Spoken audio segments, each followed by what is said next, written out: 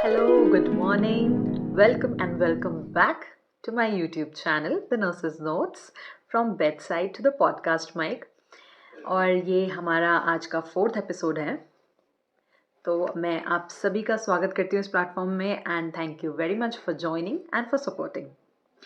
तो आज के इस पॉडकास्ट में हम बात करने वाले हैं how to control negative marking in the competitive exams and हमारी स्ट्रैटेजी क्या होनी चाहिए जब हम कोई भी एग्ज़ाम को अपीयर कर रहे हैं और किस तरह से हमें अपने सिलेबस को बाइफरकेट करना चाहिए और किस तरह से हमें प्रिपेयर होके जाना चाहिए उस एग्ज़ाम के लिए। तो without any further delay let's start the session. तो अब जैसे कि पिछली वीडियोस में आपने देखा, मैंने आपको बताया कि नॉर्थ सेट की प्रिपरेशन आपको कैसे करनी है। तो उसका बहुत एसेंशियल एक पार्ट होता है, वो होती है नेगेटिव मार्किंग। और 1/3 नेगेटिव मार्किंग होना, कुछ कुछ एग्ज़ाम्स में 1/4 भी होती है। तो 1/3 नेगेटिव मार्किंग एक बहुत ही बड़ा मार्जिन है। कोई भी आंसर गलत होने के बाद अगर आप उतना नेगेटिव में चले जाते हैं तो आपकी रैंक बहुत थाउजेंड्स ऊपर और बहुत थाउजेंड्स नीचे हो जाती है, सिर्फ एक नेगेटिव मार्किंग या एक गलत क्वेश्चन की वजह से। तो ऐसा क्या करें कि वो नेगेटिव मार्किंग हम कंट्रोल कर सकें, और ऐसा क्या करें कि हमारे जो ऑप्शंस हैं वो ज़्यादातर सही हों। तो उसके लिए मैं आज आपको बहुत सारे टिप्स एंड ट्रिक्स देने वाली हूँ, तो इस वीडियो को एंड तक ज़रूर देखें और मेरे साथ बने रहें। तो अब जब आपको पता है कि आपको कौन सा एग्ज़ाम देना है, B it be a state government और अ सेंट्रल गवर्नमेंट एग्ज़ाम, या फिर आप नेशनल लेवल पे नॉर्थ सेट जैसा एग्ज़ाम दे रहे हैं जिसमें सारे ही एम्स और भी जो हॉस्पिटल्स पार्टिसिपेट करते हैं उनके लिए, तो हर एग्ज़ाम का पैटर्न अलग होता है। कुछ एग्ज़ाम सिर्फ आपको वन लाइनर्स पूछे जाएंगे, जहाँ पे आपको पूछा जाएगा एंटीडोट ऑफ हेपारिन और आपको 4 ऑप्शंस दे दिए जाएंगे। बट नॉर्थ सेट एक ऐसा एग्ज़ाम है जहाँ पे प्रैक्टिकल बेस्ड क्वेश्चंस भी आते हैं, सिनेरियो बेस्ड क्वेश्चंस भी आते हैं। तो उस सिनेरियो को समझने के लिए आपको बैक एंड पे अपने माइंड में वो पूरा केस बनाना पड़ेगा और वो पूरी चीज़ स्टडी करनी पड़ेगी कि क्वेश्चन क्या पूछने की कोशिश कर रहा है। और फ्रैंकली स्पीकिंग हमारे पास वो जो पूरा 1.5 घंटा होता है 100 क्वेश्चंस अटेम्प्ट करने के लिए, वो इनफ होता है अगर आपकी बहुत अच्छी प्रैक्टिस है तो सबसे पहली स्ट्रैटेजी जो आपको नेगेटिव मार्किंग कंट्रोल करने के लिए हेल्प करेगी वो है आपकी प्रैक्टिस। प्रैक्टिस क्यों इम्पॉर्टेंट है? क्योंकि जितना आप प्रैक्टिस करेंगे आपको नए कॉन्सेप्ट्स मिलेंगे हर क्वेश्चंस में, हर क्वेश्चन नए तरीके से फ्रेम किया जाएगा और उसके ऑप्शंस भी अलग हो सकते हैं। ज़रूरी नहीं है कि कोई भी क्वेश्चन अगर एक बार फ्रेम किया गया है तो उसके ऑप्शंस हमेशा सिमिलर हों, नहीं। कुछ फैक्ट्स ऐसे बदल दिए जाते हैं क्वेश्चंस में जिससे आपके ऑप्शंस भी बदल सकते हैं। तो इट इज़ वेरी इंपॉर्टेंट कि आप क्वेश्चंस को अच्छे से पढ़ें, और आप क्वेश्चंस को अच्छे से कब पढ़ पाएंगे? जब आप प्रैक्टिस करेंगे। तो सबसे पहले प्रैक्टिस करना बहुत इंपॉर्टेंट है। और आप लोग प्रैक्टिस कहाँ से करेंगे, मैं आपको पहले भी बताया और दोबारा बता देती हूँ कि आपको टेस्ट सीरीज़ श्योरली ज्वाइन करनी ही है। कोई भी अच्छी टेस्ट सीरीज़ फाइंड करिए और उसको as soon as possible join करिए ताकि वो आपको लॉन्ग टर्म सपोर्ट दे पाए। And of course question practice, अगर आप टेस्ट सीरीज़ बाय नहीं कर सकते हैं तो आप P R. Yadav, target high, Saunders जैसी कोई भी बुक आप ले सकते हैं और वहाँ से अपनी प्रैक्टिस शुरू कर सकते हैं। और हमेशा ध्यान रखिए कि कभी भी आपको प्रैक्टिस शुरू करनी है या फिर ये कॉम्पिटिटिव एग्ज़ाम्स की जर्नी शुरू करनी है तो हमेशा बेसिक लेवल से करिए। कभी भी आप ये मत सोचिए कि हम सबसे पहले लिपिनकॉट पढ़ेंगे या हम सबसे पहले मॉसबी पढ़ेंगे। नहीं, लिपिनकॉट, मॉसबी, सॉन्डर्स ये कुछ ऐसी बुक्स हैं जो आपको तभी करनी चाहिए जब आपको आपका बेस क्लियर है। अगर आपको बेस ही क्लियर नहीं होगा तो जैसे आप लिपिनकॉट करना शुरू करेंगे तो कुछ ऐसी चीज़ें लिपिनकॉट में हैं जो आप जब तक थ्योरी नहीं पढ़ेंगे आपको शायद कनेक्ट ना कर पाए। क्योंकि मैंने पर्सनली लिपिनकॉट बुक पढ़ी है, उसके क्वेश्चन सॉल्व किए हैं। हालांकि उसका जो पैटर्न है बिल्कुल सॉन्डर्स जैसा है, बट फिर भी आपको कहीं ना कहीं अगर लिपिनकॉट तक पहुंचना है तो पहले पी.आर. यादव ख़त्म करनी पड़ेगी। मतलब कोई भी बेसिक बुक, मैंने पी.आर. यादव करी थी इसलिए मैं पी.आर. यादव बोलती रहती हूँ। बाकी आप कोई भी बेसिक बुक टारगेट हाई से भी शुरू कर सकते हैं, it's up to you, choice आपकी है। तो जब आपने फर्स्ट लेवल आपका कंप्लीट कर लिया, वो है प्रैक्टिस। तो नेगेटिव मार्किंग कैसे कंट्रोल होगी, मैं आपको उसका प्रोसेस समझाने की कोशिश कर रही हूँ। तो आपका सबसे पहले कंप्लीट हो चुका है प्रैक्टिसिंग। आपने ढेर सारे टेस्ट दे दिए हैं, टेस्ट सीरीज़ जॉइन करके आपने बहुत सारे एमसीक्यूज़ सॉर्ट आउट कर लिए हैं। और सिर्फ ये नहीं कि आपने सिर्फ एमसीक्यू सॉल्व करना है, उसके जो रैशनल्स दिए होते हैं नीचे वो पढ़ना बहुत इंपॉर्टेंट है। क्यों? क्योंकि अगर आपका कोई भी क्वेश्चन गलत होता है फॉर एग्जांपल, तो वो क्यों गलत है उसको जानना बहुत ज़रूरी है। क्योंकि कभी कभी आप रैशनल पढ़ेंगे तो रैशनल से भी क्वेश्चन बन सकता है, उल्टा क्वेश्चन भी फ्रेम हो सकता है। आंसर से वो जो आंसर आपको दिया हुआ है उससे भी क्वेश्चन फ्रेम कर सकते हैं वो लोग। तो हमें नहीं पता पैटर्न कैसा होगा एग्जाम का, इसीलिए हमें सारी तरफ से प्रिपेयर रहना बहुत इंपॉर्टेंट है। सो प्रैक्टिस करने के बाद जब आप टेस्ट सीरीज़ देते हैं आपको अपने टाइम का पता चलता है। अब आपको ये देखना बहुत ज़रूरी है कि आप पहले फर्स्ट लाइनर्स से शुरू करें। ऐसा नहीं कि आप 4-5 लाइन के क्वेश्चंस पहले सॉल्व करेंगे क्योंकि वो ज़्यादा डिफिकल्ट हैं, आपको लग रहा है कि उसमें ज़्यादा टाइम लगेगा तो मैं उसको पहले कर लूँ। आप सबसे पहले वन लाइनर से शुरू करिए। Single words, for example basic unit of the body. तो आपको 4 क्वेश्चंस दिए, आपको सेलेक्ट करना है।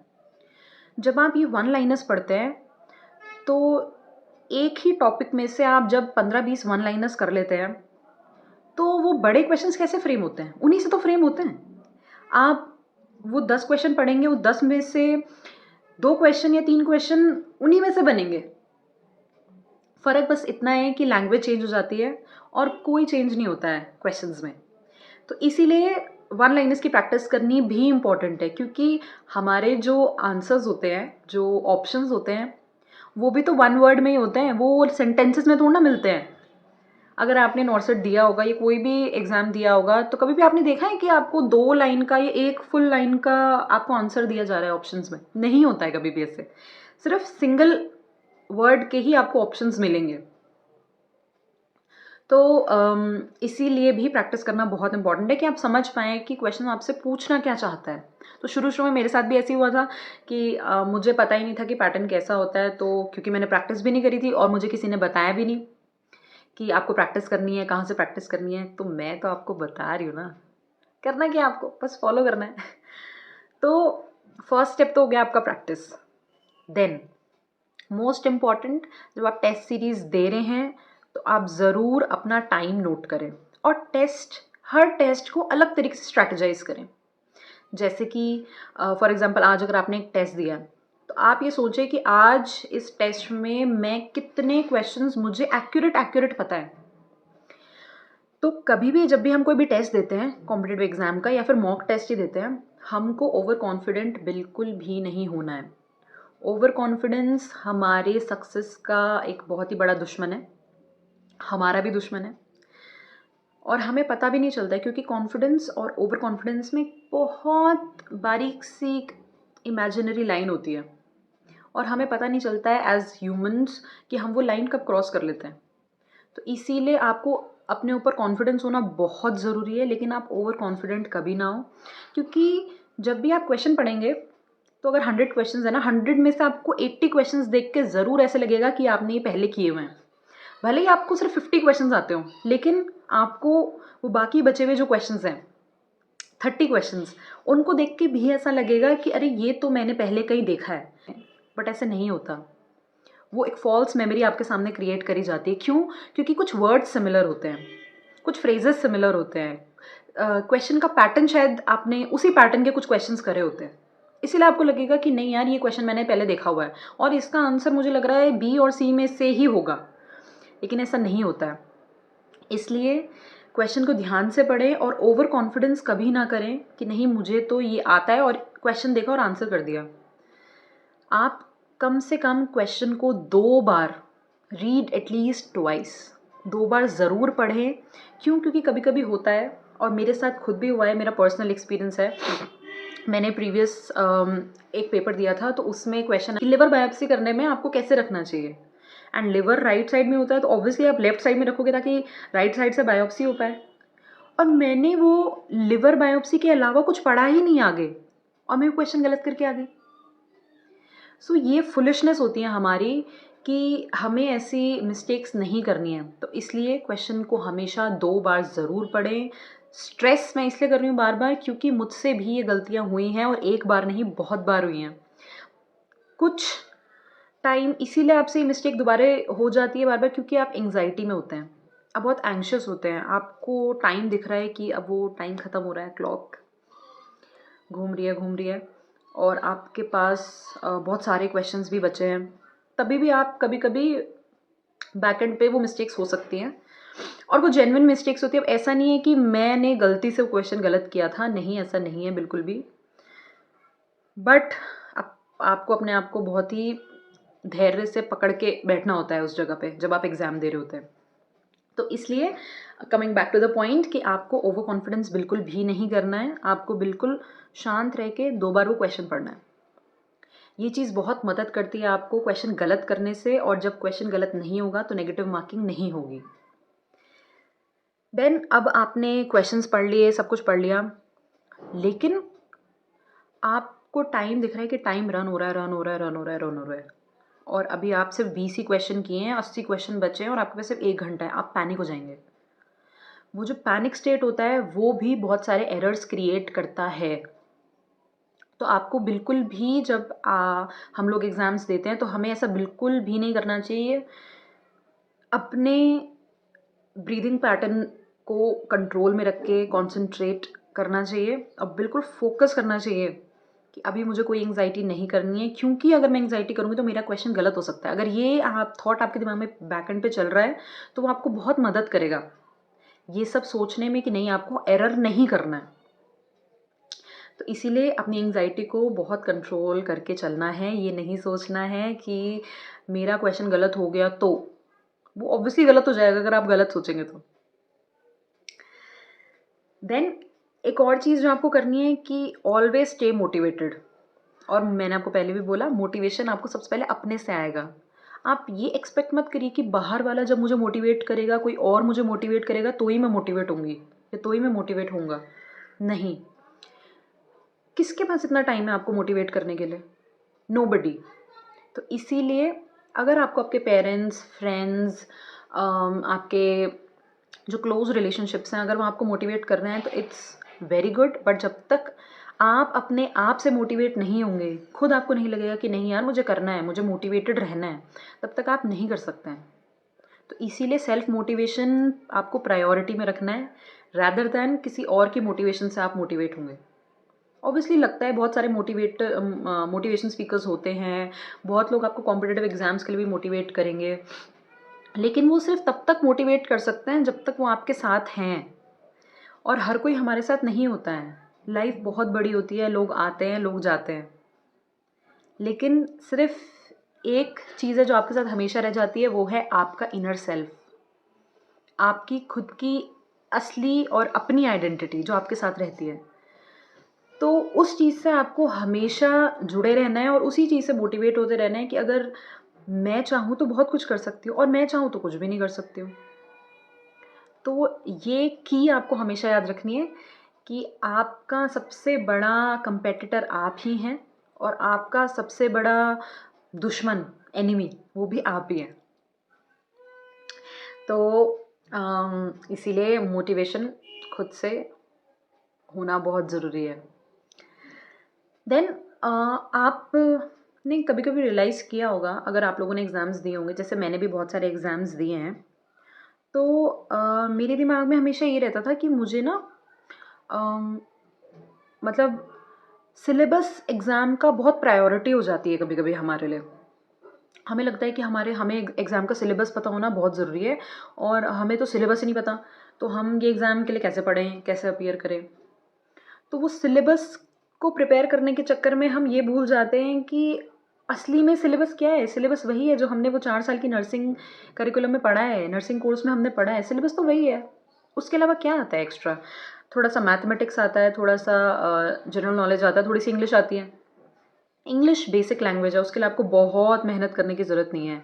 मैथ्स के लिए थोड़े से ट्रिक्स आपको पता होने चाहिए, थोड़ी सी प्रैक्टिस होनी चाहिए। मैथ्स भी आप आराम से क्लियर कर लेंगे, और अगर मैथ्स भी आप नहीं क्लियर करना चाहते हैं तो वो 100 में से 80 क्वेश्चन तो आपके खुद की स्ट्रीम के हैं ना। उसमें से अगर 60 क्वेश्चंस भी अगर आप कर लेते हैं तो हो गया आपका एग्ज़ाम क्रैक। लेकिन बच्चे क्या सोचते हैं, और मैंने खुद भी बहुत फ़ोकस किया कि नहीं मैथ्स मुझे करनी है, तो मैं अपने पूरे शेड्यूल में से, पूरे टाइम टेबल में से 2 घंटा मैथ्स की प्रैक्टिस करती थी। क्योंकि मैं नहीं चाहती थी कि मेरा कोई भी क्वेश्चन ऐसा हो जो गलत हो जाए। इन केस अगर मुझे अपने सब्जेक्ट का 1-2 क्वेश्चंस भी अगर मुझे लग रहा है कि नहीं यार ये गलत हैं, तो मैथ्स में तो कम से कम मेरा 1-2 क्वेश्चन सही हो जाए, ऐसे बैलेंस हो जाए। तो हम ऐसे सोचते हैं और ऐसा सोचना बिल्कुल गलत नहीं है। मैं ये नहीं कहती कि आप मत करिए प्रैक्टिस, पर पहले आप अपने कोर को स्ट्रॉन्ग करिए, उस पे होल्ड लेके आइए और तब जाके आप दूसरे क्वेश्चन सॉल्व करिए। क्योंकि कुछ स्टूडेंट्स ये मिस्टेक्स बहुत करते हैं जिस वजह से नेगेटिव मार्किंग बहुत ज़्यादा हो जाती है कि आपको अपना जो नर्सिंग सब्जेक्ट का है वो जितना आता है, नहीं आता और बाकी सारे तुक्के मैथमेटिक्स, इंग्लिश और जनरल नॉलेज में लगा के आते हैं। तो बहुत ज़रूरी बात और अगला पॉइंट ये है कि आपको तुक्के नहीं मारने हैं। आपको ये नहीं सोचना है कि नहीं इसका आंसर ये है, भले ही आपको वो आता है या नहीं आता है। आप एक्सेप्ट कर लीजिए कि मुझे ये क्वेश्चन नहीं आता है। तो जब तक आप ये एक्सेप्ट नहीं कर लेते हैं, आपके नेगेटिव्स होते ही रहेंगे, होते ही रहेंगे, होते ही रहेंगे। इसलिए बहुत इम्पॉर्टेंट है कि आपको जो आता है, 100% जो आता है, पहले आप उसे अटेम्प्ट करिए। और हमें पता होता है, अगर मुझे पता है कि प्रोटामीन सल्फेट किस चीज़ का एंटीडोट है, तो मैं करके आऊँगी ना। अगर मुझे पता ही नहीं है कि वो किसका एंटीडोट है, तो फिर तुक्का मारने तुक्का मारना मतलब बहुत एक अचीवमेंट नहीं है उस एग्ज़ाम में, क्योंकि वो आपको नेगेटिव में लेके जाएगा। तो इसीलिए जो वन लाइनर्स हैं, स्पेशली जो वन लाइनर्स हैं और कुछ कॉन्सेप्ट बेस्ड क्वेश्चंस भी होते हैं, कुछ प्रायोरिटी बेस्ड क्वेश्चंस भी हैं जहां आपको लग रहा है कि नहीं ये प्रायोरिटी हो सकती है, तो हो सकती है वाले क्वेश्चंस आप पहले राउंड में सॉल्व ना करें। आपको क्वेश्चन देखें, आपको आ रहा है, आपने 2 बार पढ़ा, आपको आता है तो ठीक है, नहीं आता है तो आप छोड़ दीजिए, कोई दिक्कत नहीं है। आप पैनिक बिल्कुल ना करें वहाँ पे कि नहीं ये मुझे नहीं आ रहा, ये मुझे नहीं आ रहा, ये मुझे नहीं आ रहा। कभी कभी ऐसे भी होता है, मेरे साथ भी हुआ है कि पहले 10 क्वेश्चन मुझे नहीं आते हैं और फिर मैं घबरा गई कि अरे मुझे पहले के ही नहीं आ रहे 10 क्वेश्चन, तो अब 11वां 12वां क्वेश्चन करने में मैं और थोड़ी पजल हो गई और फिर टाइम निकलता गया।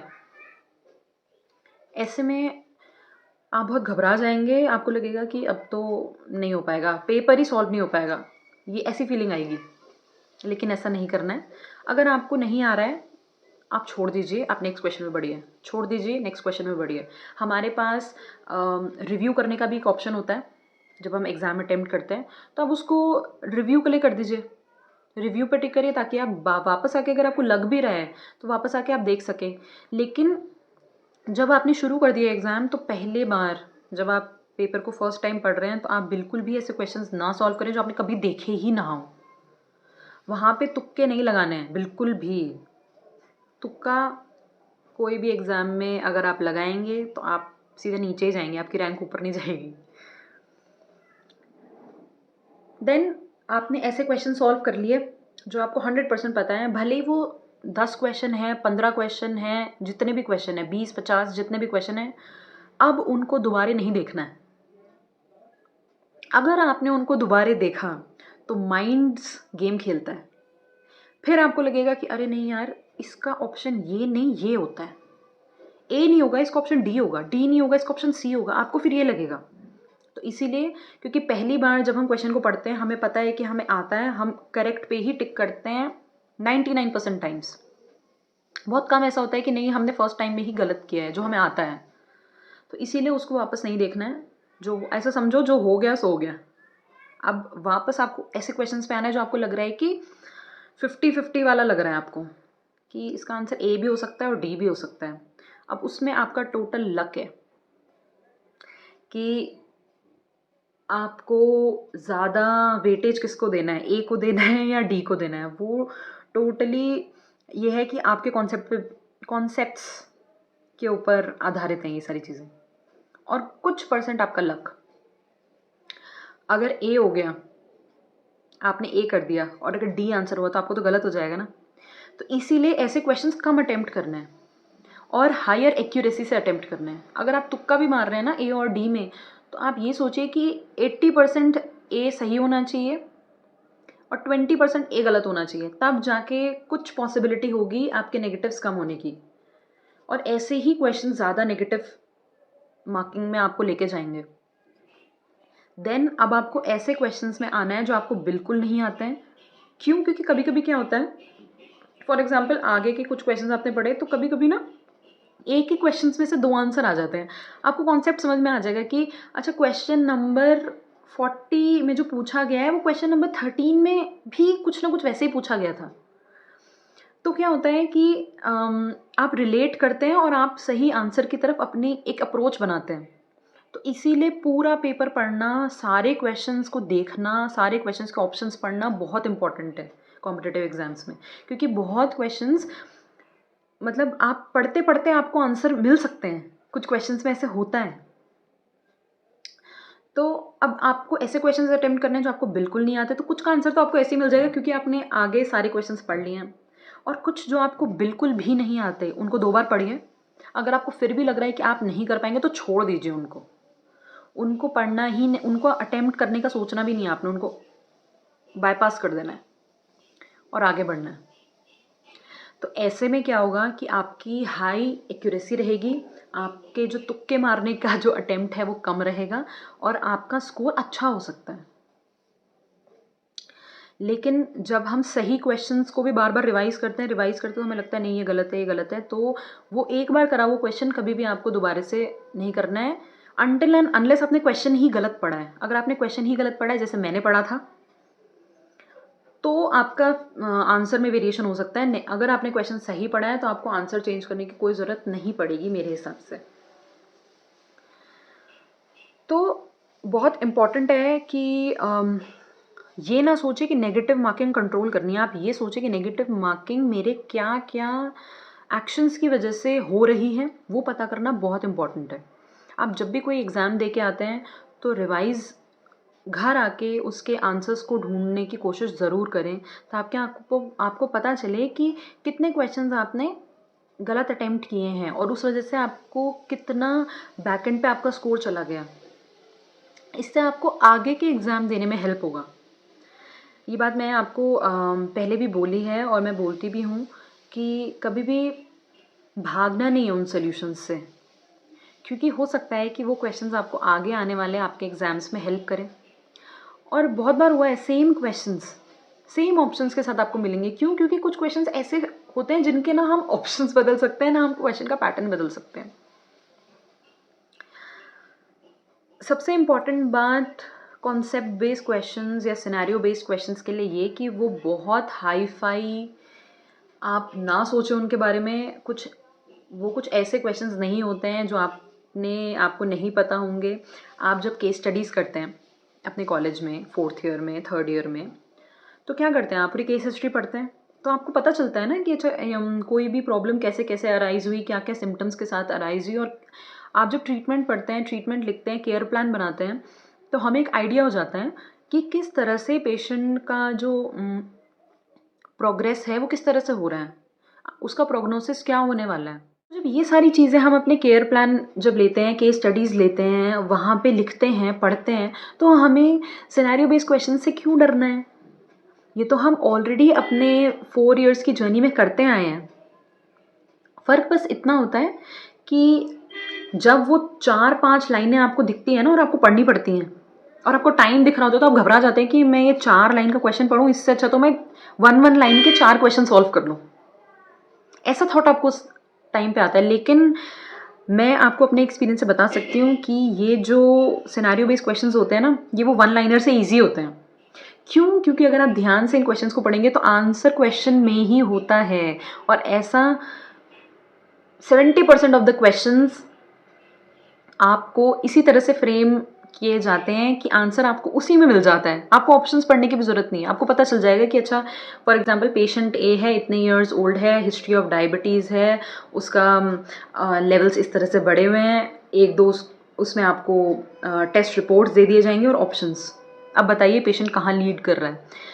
तो अगर आपने अपने ग्रेजुएशन के टाइम पे इन चीज़ों को सीरियस लिया होगा, केस स्टडीज़ को सीरियस लिया होगा, केस रिपोर्ट्स को सीरियस लिया होगा, केयर प्लान्स को सीरियस लिया होगा, ड्रग बुक को सीरियस लिया होगा, तो आपको कोई भी मुश्किल नहीं है ये एग्ज़ाम क्लियर करने में या फिर इन क्वेश्चंस का आंसर देने में। इसीलिए बार बार बोला जाता है स्टूडेंट्स को जो नर्सिंग कर रहे हैं और जो करना चाहते हैं कि अगर आपने इस कोर्स को एक्सेप्ट किया है और अगर आप ये कोर्स करने के बाद कुछ अचीवमेंट चाहते हैं अपनी लाइफ में, आप गवर्नमेंट जॉब अचीव करना चाहते हैं, तो सिर्फ 4 साल पढ़ने से नहीं होगा, वो रिक्वायरमेंट्स पूरा करने से नहीं होगा।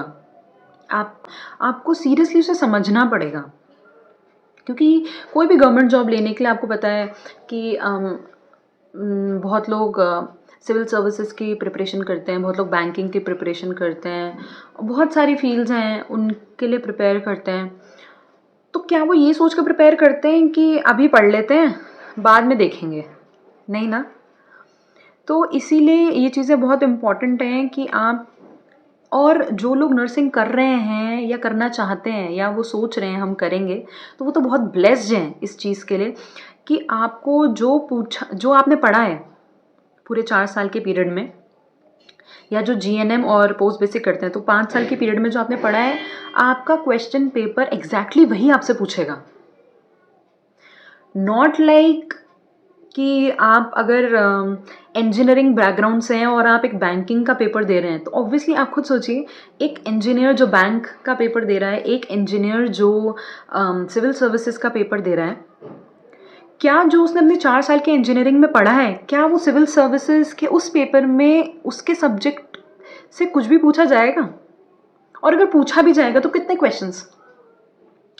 और हमारे कॉम्पिटिटिव एग्जाम्स में तो 100 के 100 क्वेश्चन उसी फील्ड से होते हैं। 20 क्वेश्चंस के लिए अलग से आपको बता दिया जाता है कि ये 20 क्वेश्चन 10-10 या 5-5 करके ऐसे आएंगे, बाकी जो बचे 80 क्वेश्चन है वो तो अपने फील्ड के हैं ना। उसमें तो आप ये नहीं बोल सकते कि नहीं हमसे ज्योग्राफी पूछ लिया, हमसे हिस्ट्री पूछ लिया या हमसे पॉलिटी पूछ लिया, नहीं बोल सकते हैं। तो कितने ब्लेस्ड हैं हम कि हमें जो पढ़ाया जाता है हमसे वही पूछा जाता है, अनलाइक अदर फील्ड्स। तो जब सब कुछ हमारे फेवर में है तो क्यों नहीं हम कुछ प्रैक्टिस करके, थोड़ा कॉन्फिडेंस बिल्डअप करके, कुछ नेगेटिव मार्किंग को कम करने की स्ट्रैटेजीज बना के, मॉक्स दे के, इसीलिए मैं बोल रही हूँ बार बार कि आप मॉक टेस्ट दीजिए, क्योंकि जब आप मॉक देंगे तो नेगेटिव मार्किंग कंट्रोल करना आप उस लेवल पे ही सीख जाएंगे। आपको पता चलेगा, आप इवैल्यूएट कर पाएंगे। क्यों? क्योंकि आपके पास बार बार मौका है मॉक देने का। एक बार अगर आपने नॉट सेट दे दिया तो आप वो 6 महीने के बाद ही अगला पेपर दे पाएंगे। लेकिन अगर आप मॉक दे रहे हैं तो 6 महीने में आप सोचिए, दिन के अगर 3 मॉक्स दे रहे हैं तो आप कितने मॉक्स दे रहे हैं। तो वो नेगेटिव मार्किंग आप वहाँ से कंट्रोल करना सीख पाएंगे। आप देख पाएंगे कि आज अगर मेरे 20 क्वेश्चन गलत हुए हैं तो कल मुझे इसमें से 5 क्वेश्चंस और अपने माइनस कर लेना है। बिल्कुल एक साथ नेगेटिव मार्किंग कम नहीं होती है, लेकिन वो तभी कम होगी जब आप अपनी एक्यूरेसी बढ़ाएंगे। वो अदर वे है। नेगेटिव मार्किंग कम करने का एक शॉट में कोई तीर नहीं है। वो सिर्फ कैसे होगा कि आप अपनी एक्यूरेसी बढ़ाएंगे। एक्यूरेसी कैसे बढ़ाएंगे? बार बार प्रैक्टिस करेंगे, बार बार अपने नोट्स पढ़ेंगे, रिविजन करेंगे, तभी आपकी एक्यूरेसी बढ़ेगी। वो एक एक लाइन छप जानी चाहिए आपके दिमाग में। और मैं ये ज़रूर मानती हूँ कि पूरा पेपर कभी भी 100 क्वेश्चंस में से पूरे 100 के 100 क्वेश्चंस ऐसे हों जो आपने पढ़े हों, ऐसा नहीं होता है। क्यों? क्योंकि ये फील्ड बहुत बड़ा है, मेडिकल साइंस बहुत बड़ा है, और आजकल बहुत सारे नए वेरिएशंस आ रहे हैं, नई अपडेट्स आ रही हैं, तो हर पल हर चीज़ के बारे में मालूम होना और हमें कैप्चर करना बहुत डिफ़िकल्ट हो जाता है। लेकिन हम इतना तो कर सकते हैं कि जितना हमें आज पता है उतना हमें एक्यूरेट पता हो और हम करेक्टली उसको जाके अटेम्प्ट करके आ सकें, ताकि हम अपने स्कोर बढ़ा सकें। क्योंकि एक 0.33 भी अगर हम माइनस में होते हैं तो हम 1000 रैंक नीचे गिर जाते हैं और हमसे बहुत सारे बच्चे 1000 रैंक ऊपर आ जाएंगे। तो ज़रूर इस बात को सोचिए।